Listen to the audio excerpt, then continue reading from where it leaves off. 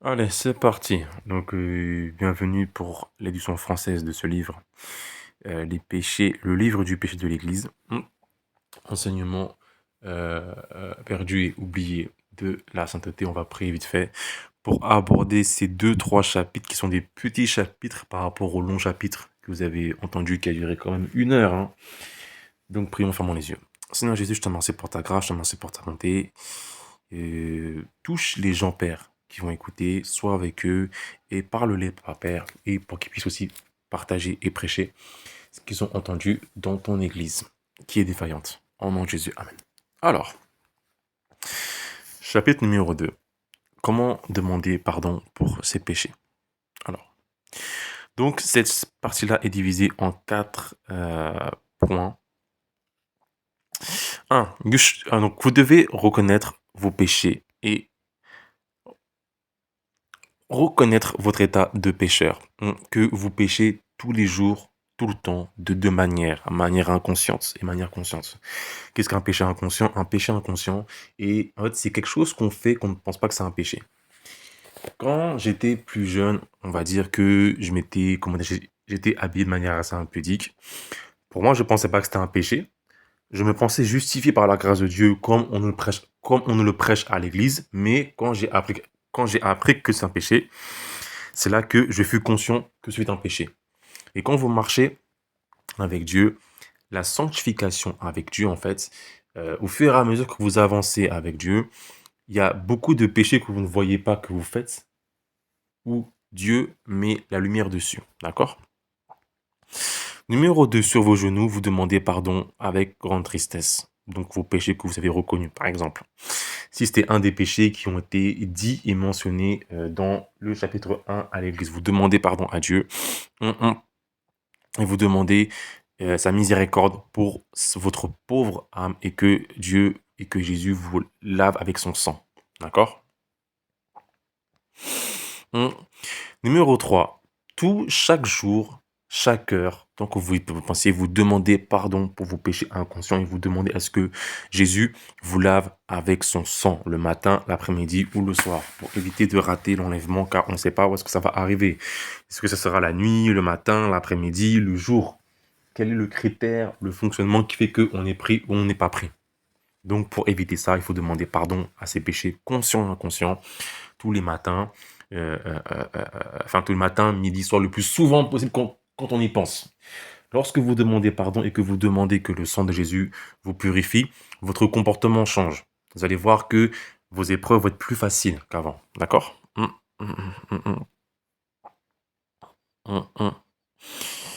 Quand c'est comme ça, vous demandez aussi avec Jésus qui va vous le révéler avec amour, pas avec jugement, sauf pas avec colère, sauf c'est vraiment très grave.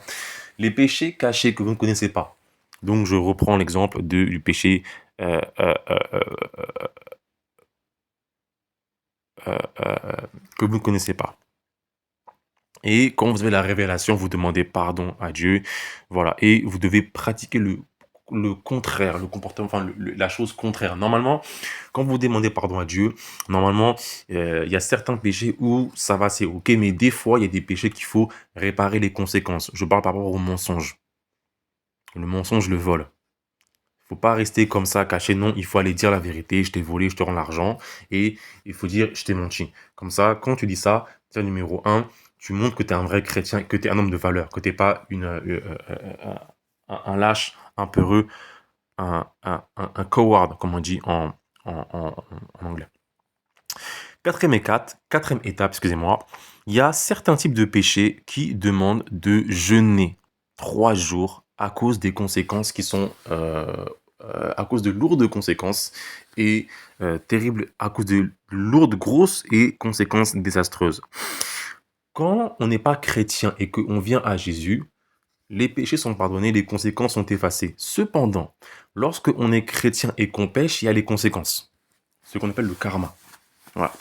Donc, il y a certains péchés, les péchés sexuels sont les péchés où il y a le plus de conséquences. 1 Jean 5,16. Si un frère voit son frère qui pêche, un péché qui ne mène pas à la mort, il demandera à Dieu et Dieu donnera la vie Ah, je reprends, je vais carrément lire avec ma Bible parce que c'est mieux que l'anglais. 1 Jean 5, 16. Normalement, ceux qui savent ce verset-là, c'est le verset où l'apôtre Jean parle du péché de la mort. 1 Jean 5, 16.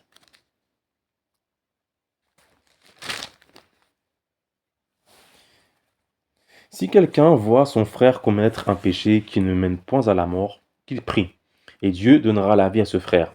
Il la donnera à ceux qui commettront un péché qui ne mène point à la mort. Il y a un péché qui mène à la mort. Ce n'est pas pour ce péché-là que je dis de prier. Là, l'apôtre Jean parle de la fornication. Mais vous pouvez quand même néanmoins demander grâce et miséricorde à Dieu parce que l'apôtre Jean était aussi un humain qui est mortel. Voilà. Donc, il faut savoir que le péché sexuel, c'est un péché mortel, comme je vous l'ai expliqué. Et qu'il faut vraiment demander la miséricorde de Dieu sur les genoux. Parce que normalement, si on prend ce verset lettre à la lettre, c'est fini pour vous. Mhm. Moi, j'ai beaucoup entendu de témoignages des gens qui faisaient fornication. Même moi, ça m'est arrivé. Qui faisaient fornication. Dieu a averti une fois, deux fois, trois fois. Paf, ils sont morts. Hum, hum, hum. Donc, voilà. Chapitre 3. Comment est-ce que la route au paradis est? Ça, c'est quelque chose que j'aimerais vraiment vous faire, que vous pouvez vraiment comprendre comment ça fonctionne. Donc, supposons que vous êtes invité à une cérémonie royale et que vraiment c'est un grand roi, comme le parole de Jésus, hein, qui vous invite et le dress code est blanc pur, d'accord? Donc, vous recevez l'invitation, vous êtes vraiment très heureuse d'aller à cet événement. Donc, vous allez mettre vos meilleurs vêtements blancs, neufs, voilà. Et donc, vous commencez à aller sur le chemin, sur la route du château, et vous commencez à tranquillement marcher, sauf qu'au bout d'un moment, il commence à pleuvoir, une vraie pluie d'hiver. Il fait froid, il y a la bouille, il fait froid. Et il y a un camion qui passe près de vous, et ce camion vous arrose de la roue boueuse. Et du coup, ce qui fait que vos beaux vêtements sont maintenant couleur marron noir sale. C'est plus le vrai blanc pur, c'est un marron noir sale. Mm. Mais donc, ce fait que ça ressemble un peu aux excréments. Mais vous, dans votre cœur, vous pensez que c'est OK parce que le roi qui vous a invité vous connaît. Voilà.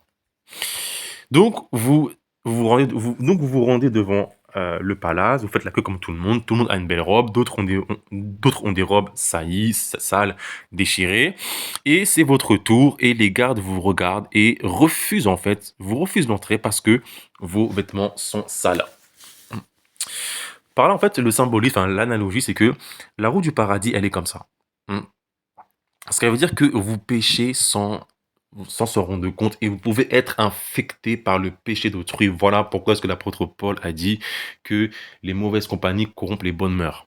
Hum, hum, hum. Le pire, c'est que même si, comment dire, la personne en toi, elle est gentille, comme un impudique qui est gentil, par son impudicité, elle t'infecte. Mentalement, psychiquement, qui est ton âme, et pas au niveau de ton corps quand même, mais plus mentalement et psychiquement. Parce que tu acceptes d'être avec elle, et en plus de ça, psychiquement, ça envoie un magnétisme sexuel qui te donne, comment dire, qui te fait envie, et qui fait que tu tomberas dans la convoitise. Hum, hum. Donc voilà comment, donc voilà comment ça marche par rapport au. Donc voilà pourquoi est-ce qu'il faut demander pardon pour les péchés inconscients et inconnus, d'accord? Parce que si imaginons, je prends l'exemple de votre mariage, d'accord? Vous voyez un invité qui est marron noir, qui a une robe marron noir. Déjà, ça casse l'atmosphère. Vous avez dit un dress code vert, rose ou blanc, d'accord? Les gens viennent en vert, rose, blanc, mais il y a quelqu'un qui est venu avec des vêtements sales. Vous qui serez les époux, vous serez dégoûtés et déçus. C'est quoi ça? C'est quoi ces bêtises? Bref, donc du coup, on a par rapport à ça.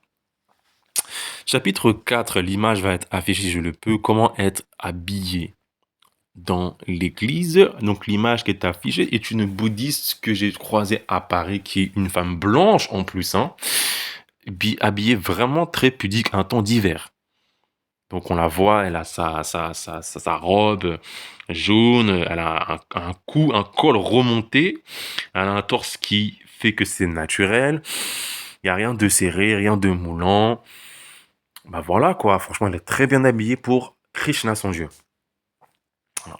Donc, les femmes doivent être habillées de la même manière dans le corps de Christ. Pas de collants, pas de vêtements serrés, pas de vêtements, comment dire, super ouverts. Là, je parle surtout à mes sœurs qui sont blanches. Vous, mes sœurs qui sont blanches, vous montez devant avec vos vêtements qui sont mal habillés. Vous faites chuter tous les hommes qui vous regardent et vous faites ce que j'ai dit dans la première vidéo où je parle des dangers de la fornication. Vous faites chuter les hommes et vous profanez les instruments. Ça, c'est un péché très grave. Donc, je vous prie de revenir à Dieu de vous repentir. Pareil, le djinn ne doit pas être porté par la femme. Beaucoup de femmes vont commencer à râler par rapport à ça, mais à l'époque, le djinn a été créé pour l'homme. Le djinn était créé, comment dire, pour l'homme. C'est lui qui allait dans les champs, allait travailler en tant qu'homme. La femme, au temps de l'émancipation de la femme, là, elle a commencé à se couper ses cheveux pour ressembler à un homme, pour dire que c'est elle la tête. Elle a commencé à mettre un jean, même si comment dire, le jean est féminin. Et en plus, le jean rend les parties du derrière très moulantes, ce qui est vraiment ça c'est quand même la fornication. Lorsqu'une femme met un jean, elle se rebelle contre l'autorité de l'homme, en fait. Parce que le jean, c'est celui qui va travailler la terre, c'est l'ouvrier, c'est l'homme. On verra jamais une femme ouvrière, ni une femme maçon. Vous voyez? Alors, donc du coup, ce qui fait que c'est pour ça qu'on a ce problème de femmes pasteurs dans l'église qui prennent le leadership. Ça, je vais en parler par rapport à ça. Ouvrons 1 Pierre 3:5 qui est un verset clé par rapport à ça. Et ceux qui me disent verset hors du contexte, vous n'avez rien compris à la parole de Dieu. Quand il y a un péché dans la parole, dans la Bible, quand vous êtes dans le péché ou dans une situation que la Bible condamne comme un péché, vous êtes dans le contexte. Donc, arrêtez de dire hors du contexte. Sinon, dans ce cas-là, je peux vous tuer et vous voler. Parce que Exode, c'est la parole de Dieu et c'est hors du contexte, comme vous le dites. Quand vous dites en mode hors de contexte, c'est assez drôle pour ceux qui réfléchissent parce qu'en fait, vous vous mettez vous-même dans un piège. Tu dis hors du contexte, très bien, je peux te faire des choses parce que apparemment c'est écrit au temps présent. Donc comme Dieu il a parlé au temps présent par rapport aux 10 commandements de Moïse, dans ce cas-là je peux te voler parce que Dieu a parlé il y a 6000 ans. Voilà. Ça on va y revenir. Alors, 1 Pierre. Timothée, non. Excusez-moi pour le temps. Hein.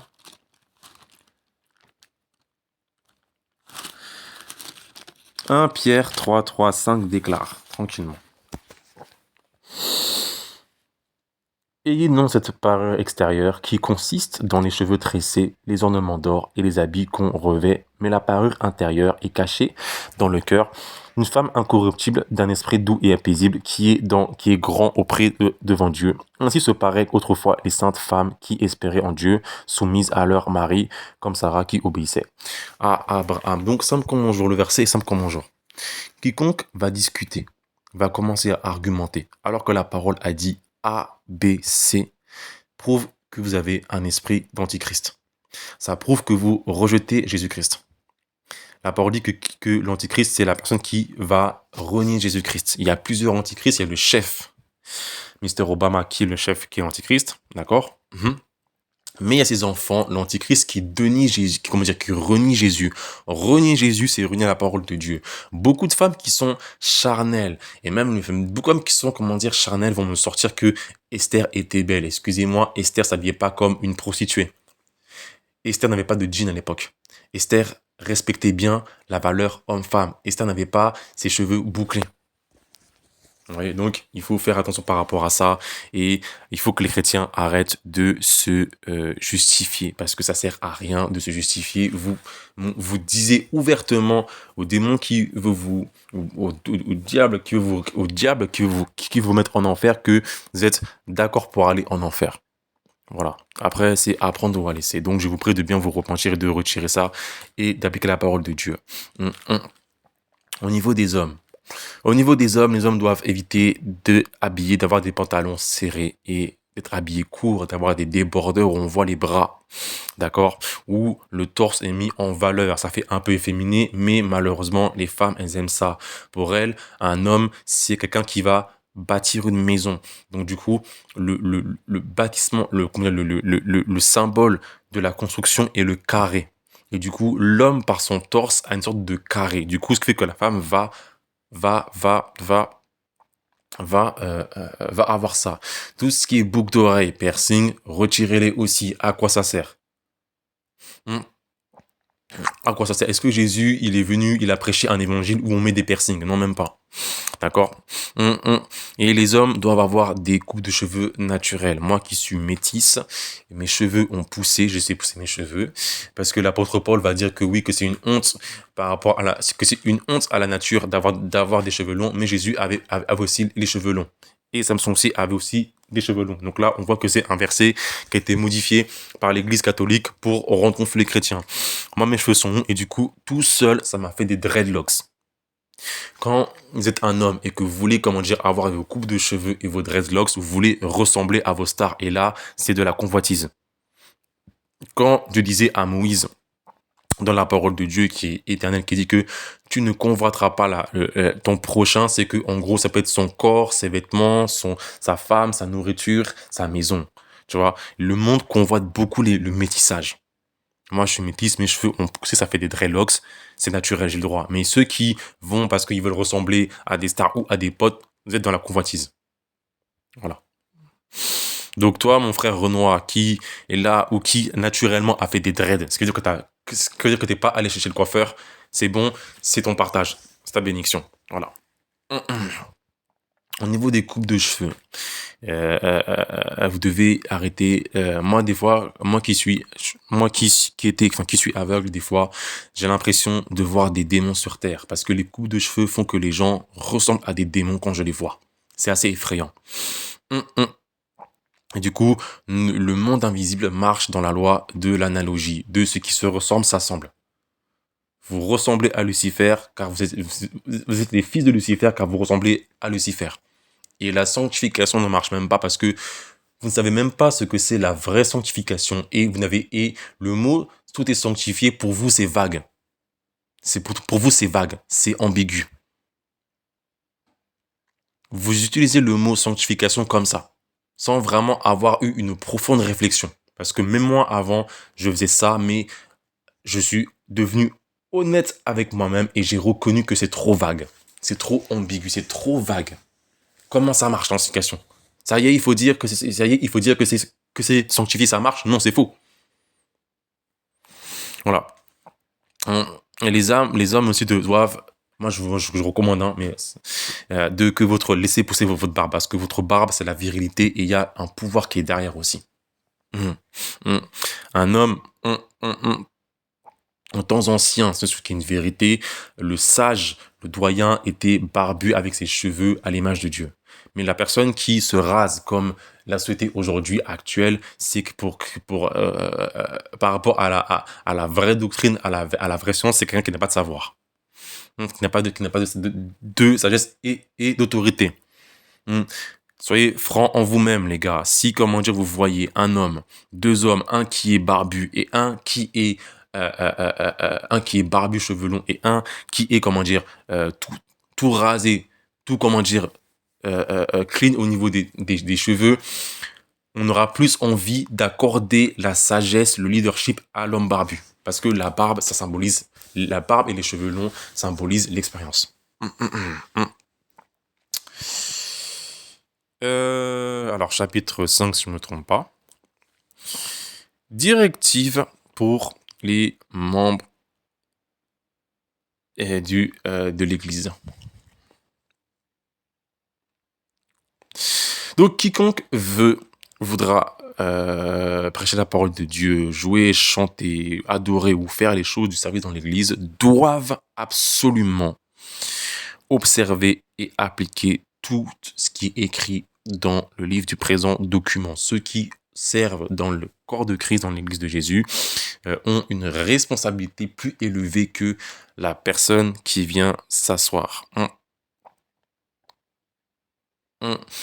Et si, comment dire, vous vivez dans le péché, hmm, spécialement dans le péché sexuel, je vous demande d'arrêter de servir maintenant parce que vous souillez les gens, vous profanez les instruments, vous répandez cette, cette chose, c'est ce nuage psychique que j'ai vu sur les gens qui font fornication. Donc, s'il vous plaît, d'aller vous asseoir au fond de l'église et d'arrêter de servir parce que blablabla, vous attendez que Dieu lui-même vous appelle pendant que vous travaillez sur votre âme qui est sale. C'est un ordre. Donc, le pasteur et les leaders doivent appliquer les règles à l'église qui sont des ordres de Dieu donnés à moi. Donc, qui sont les suivantes. Si quelqu'un vit dans un péché non sexuel et qui veut rechanter ou readorer ou refaire les petits trucs qu'on fait dans l'église, cette personne doit attendre au moins 3 mois. Durant ces 3 mois, elle doit travailler sur elle-même, elle doit être sanctifiée devant Dieu par des prières, par le jeûne et aider les pauvres. Et elle doit être appliquée à la parole de Dieu. Après ces 3 mois, si Dieu est OK, elle peut resservir dans l'adoration, dans la louange. Voilà. Le devant où les gens vont s'asseoir, en fait, c'est un lieu qui est saint et qui, dans la pensée de Dieu, est comme un rayon lumineux. Vous voyez, c'est comme si c'était le soleil. Sauf que si quelqu'un, vient et qui vit une vie qui vit de péché, il est en train de assombrir les rayons du soleil. Du coup, ce qui fait que les gens n'ont pas la lumière. Ça marche comme ça en vrai. Ça marche comme ça. Voilà. Pour ceux qui vivent dans le péché sexuel, comme moi à l'époque, et qui veulent resservir Dieu, donc chanter, servir Dieu, etc., vous devez attendre au moins 6 mois. 6 mois après que vous avez vaincu vos péchés sexuels, vos passions de la chair par la prière et par le jeûne. J'ai un chapitre où je parle par rapport à ça, de comment vaincre ça. Parce que le péché sexuel, c'est comme une drogue. C'est le plaisir. Donc du coup, ce qui fait qu'on ne peut pas s'arrêter maintenant, sachant qu'il y a des conséquences et que l'esprit, la pensée, le mental est pollué. L'âme, elle est sale. Donc, il faut purger ça. Ça prend du temps. Moi, par exemple, je bossais à la SNCF. Ouais, je suis à la SNCF, ouais. Il y a 10 ans, et ils faisaient que des blagues sexuelles. Voilà, un vieux, une vieille, comme des chiens, que tu me pardonnes, ils faisaient que des blagues sexuelles. Voilà, ça rigolait beaucoup, c'était vendredi, ça rigolait, voilà, blablabla, bref, voilà. Comme des enfants de 12 ans, 13 ans qui découvrent la puberté. Du coup, j'ai baigné dans cette atmosphère et ce n'est pas du jour au lendemain. Donc, quand j'ai quitté la SNCF et que j'ai fait un autre travail, c'est pas du jour au lendemain que mon mental s'est purifié. Ça a dû prendre du temps. Même si vous avez la parole de Dieu, vous priez, vous jeûnez, il faut du temps. Et pour aller devant, il faut que le mental soit pur. Donc, c'est pas comme ça. Si vous vivez dans le copinage adultère, vous restez 6 mois à crucifier la chair. Et après ces 6 mois-là, vous demandez est-ce que c'est possible ou pas. Non, oui. Je recommence, excusez-moi. Après avoir vaincu les péchés sexuels, vous restez 6 mois sans rien faire. Et après ces 6 mois-là, vous demandez à Dieu que faire.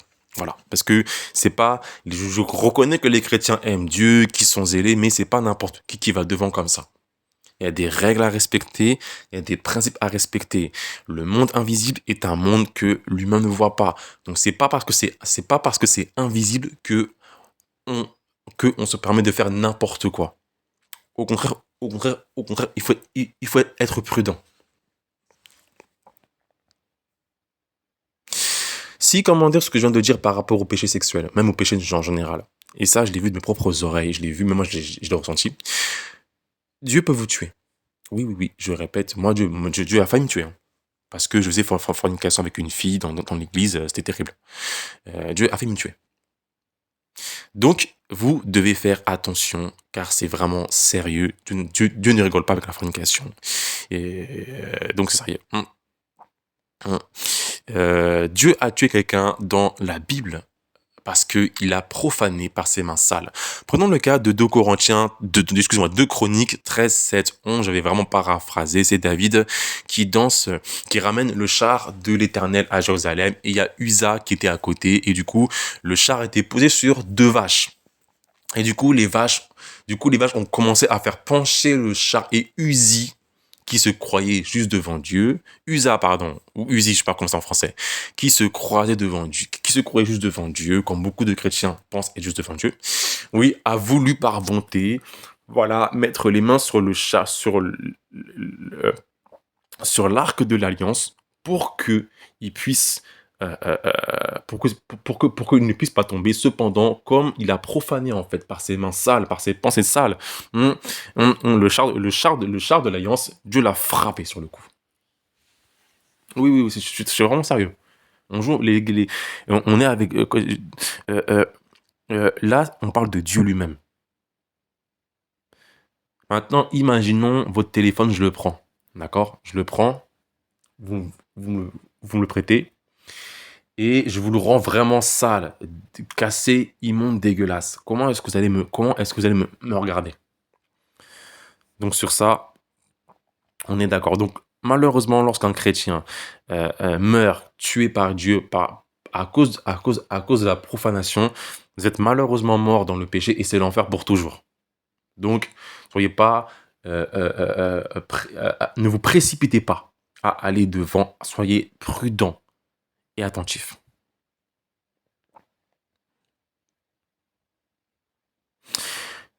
Il ne faut pas penser que Dieu est un Dieu où on peut abuser de sa miséricorde et de son amour. Parce que Dieu est un Dieu à la fois de force, d'amour et de justice. Voilà. Il faut se rappeler que c'est Dieu aussi qui a créé l'enfer pour ces anges rebelles. Et que l'humain y va tout seul par ses actes. Par là, je veux dire que Dieu n'enverra jamais un humain en enfer tout seul. C'est l'humain par ses actes, par le mal qu'il a fait, qui va tout seul. Voilà. Et qu'il n'y a pas de favoritisme et qu'il faut respecter et honorer Dieu. Voilà. Romains 2:11 déclare qu'il n'y a point d'acception de personne devant Dieu. Maintenant, pour le cas où le pasteur est uniquement pur et que le staff dans l'église est vraiment dans la saleté, d'accord? Et qui doivent, comment dire, et qui doivent passer par la procédure de 3 à 6 mois de détox, de purge. Donc, le pasteur devra chanter tout seul. Il devra claquer des mains tout seul. Parce que si, comment dire, les bassistes sont sales, c'est n'importe quoi, ça sert à rien. Voilà. Donc, c'est mieux de faire ça tout seul, même si, comment dire, c'est un peu la honte. Au moins, vous n'êtes pas un hypocrite et vous êtes juste devant Dieu et Dieu vous approuve. Ah oui. Hum. Maintenant, directif, quand mes frères qui sont du staff, qui mettaient les gens devant, ça, je vous dis vraiment, faites-le, faites-le. Quand vous voyez pour la première fois une femme qui est habillée, serrée ou moitié nue, en haut ou en bas, qui prend sa place sur le front, je vous demande de la mettre, de la ramener et d'aller, comment dire, de la mettre dans les derniers sièges. Pourquoi? Parce que ce genre de femmes qui sont des sirènes des eaux ou envoyées par des sirènes des eaux ou des sorcières sont envoyées par Satan pour que le pasteur ou le jeune homme de Dieu tombe dans le péché sexuel par la pensée comme on vient de le voir et qu'il y a une chute dans l'église. Quand vous ramenez l'histoire, si vous vous rappelez de l'histoire de Samson et Dalila, qu'est-ce que les princes des Philistins avaient dit à Dalila comme somme? Beaucoup, 10 000 talents, enfin plus que ça. 10 000 talents, je crois, un truc comme ça, mais j'ai calculé et c'est des millions d'euros, un truc comme ça. Donc, ce qui veut dire qu'elles ont leur récompense lorsqu'elles ont réussi à faire chuter l'homme de Dieu. Donc, vous devez la prendre et la mettre derrière. Elle va dire oui. Parce que voilà, t'es pas chez toi, elle va dire oui. Si, comment dire, un second dimanche, elle vient encore une fois et qu'elle vient devant, vous la remettez derrière. Et la troisième fois, elle revient, vous la bannissez pour toujours. Parce que ça a prouvé qu'elle est là pour faire chuter le pasteur. Elle n'est pas possédée, c'est comme ça. Voilà. Donc ça c'est un ordre, il faut le faire. Donc, appliquez ça. La pureté doit être respectée. En pensée, en esprit, en corps. Les gens vont mettre leur très bons vêtements pour les événements du monde, mais ils ne vont pas respecter Dieu lorsque les gens, les hommes et les femmes vont s'habiller de manière lascive, efféminée et sensuelle dans l'église. Hmm. Dans les temps anciens, ces choses-là étaient respectées dans les temples d'idoles. Hmm. Il y avait, comment dire, une prostituée, à part dans le temple de Vénus. Venez, comment dire, habillée comme ça devant, elle pouvait être tuée ou lapidée. Je suis sérieux. Hum, hum, hum. Les anciens prêtres savaient ça. Donc, soyez pas lâches, soyez forts et appliquez ces rules-là. D'accord? Protégez la pureté. Le diable et Lucifer ont peur de la pureté. La pureté, c'est la puissance. Voilà. Donc, on a fini pour ce chapitre-là. Et que Dieu vous garde et que Dieu vous garde.